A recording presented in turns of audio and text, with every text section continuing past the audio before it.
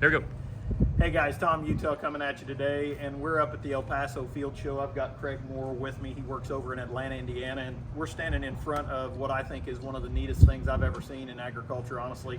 So they actually, I'll let Craig tell the story, but they planted a plant, as you can see, in a herbicide tote here, and cut away the sides to be able to see root mass, volume, and depth. So Yeah, take away the show. yeah, absolutely. So what we started with here was we wrapped this chemical tote in plastic, and then we surrounded that with plywood, and then we put ratchet straps around there. We poured the medium in, which is, you can kind of consider like a kitty litter, or kind of like what's on a baseball field, that red rock. It's very small, and we put that in here. We grew a corn plant, we watered it, we fertilized it.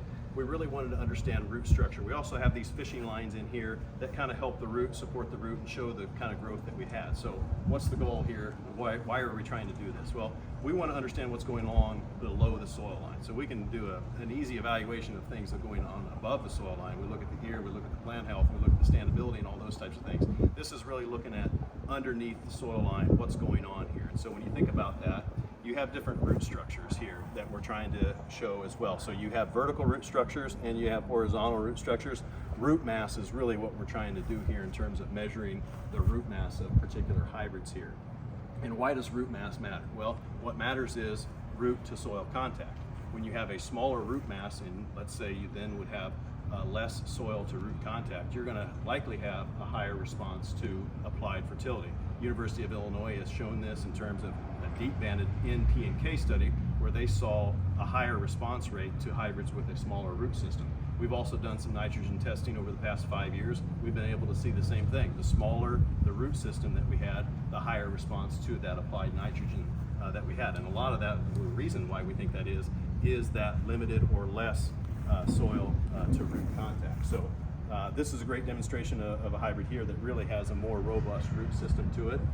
One of the more robust root systems in our lineup, and it also connects, it has a lower response to applied nitrogen. So this is what we would consider more of that scavenger type of product because it has a very prolific root system along with that more vertical root angle that's really going to get down deep into the soil. So with these root boxes, we're really just on the cusp of this to try to understand a little bit more about what's going on underneath the soil line and being able to measure either the structure and the root mass and then tie that to some of the things that we've learned about the product over time. Yeah, absolutely.